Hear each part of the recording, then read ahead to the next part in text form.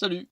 Peu importe notre style graphique, quand on débute, on a forcément des artistes qu'on adore. Ils nous servent de référence, on veut arriver à leur niveau. Donc forcément, on essaie de dessiner comme eux, obtenir le même résultat. Mais voilà le problème.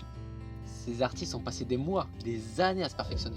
Ils n'ont pas atteint leur niveau par magie. Donc si on débute et qu'on se lance directement dans la réalisation de telles œuvres, on va forcément se casser les dents, ça n'a rien de surnaturel.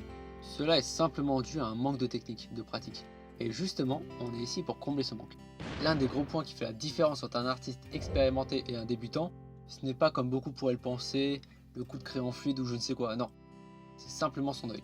Eh oui, son œil est bien plus affûté que celui d'un débutant. Il peut facilement voir un souci de proportion, d'anatomie, de perspective, là où le débutant n'y verra que du feu. Pour pallier à ce souci, encore une fois, il n'y a rien de magique. Il faut pratiquer. Mais c'est bien plus facile à dire qu'à faire, car quand on débute, on ne sait pas par où commencer. On a vu que se lancer dans la réalisation d'œuvres trop compliquées est une mauvaise idée. Mais alors concrètement, je fais quoi?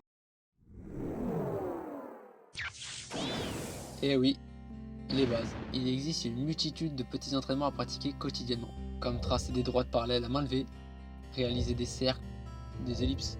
Tous ces petits exercices sont bons et vous permettront d'exercer votre œil.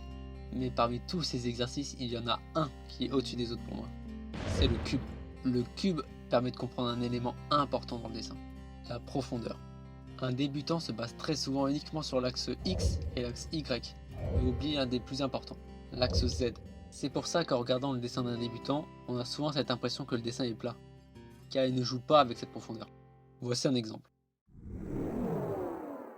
Si je fais une pose menaçante et que je la fais sans prendre en compte la profondeur des éléments, il me sera impossible de transmettre l'impression de menace. Alors qu'en jouant avec l'axe Z, je peux me permettre de courber le torse, de faire passer la tête devant, tout est bien plus dynamique. Pour en revenir au cube, vous pourrez me demander comment permet-il d'améliorer notre compréhension de l'axe Z. Simplement parce que si on veut faire un cube parfait, on n'a pas le choix que de s'imaginer ce qui se passe dans les parties cachées. Pour commencer l'entraînement au niveau 1, je conseille vraiment d'utiliser une grille avec une perspective isométrique. On ne va pas entrer dans le détail dans cette vidéo, on va simplement retenir que c'est une perspective un peu faussée qui va vous faciliter la vie au début, car les distances ne sont pas trompées et les droites ne se touchent jamais contrairement à d'autres types de perspectives. Tout d'abord, vous pourrez vous entraîner à tracer des cubes simples en suivant la grille. Je conseille clairement au début de faire la transparence du cube. Une fois que vous serez à l'aise dans ce travail, vous pourrez faire des variations de taille sans forcément suivre scrupuleusement la grille, mais plutôt vous en servir comme un support visuel en décalant légèrement le cube.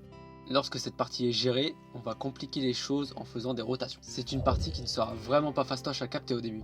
Il y a de grandes chances pour qu'au départ vous pensiez faire des cubes bien propres, bien clean, mais à force de le faire vous vous rendrez compte que les premiers cubes que vous avez fait tourner sont en fait déformés. Mais pas de panique, c'est vraiment une très bonne chose, car vous rendre compte de vos erreurs, c'est déjà un signe que votre œil s'améliore. Après, il y a toujours moyen de compliquer la chose lorsque ça devient trop facile.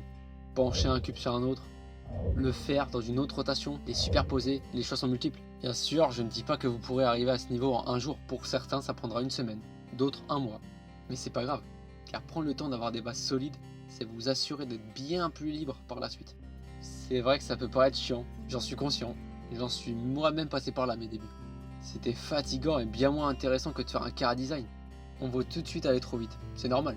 Mais ces heures d'entraînement que j'ai fait par le passé me servent encore aujourd'hui. Et c'est grâce à ces fameuses bases que je peux aujourd'hui me permettre de faire des décors, des illustrations, des concept art, des chara design tels que je les imagine.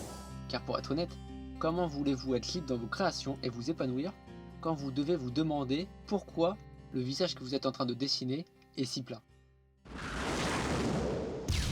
Voilà, c'est tout pour cette vidéo, j'espère qu'elle vous aura plu.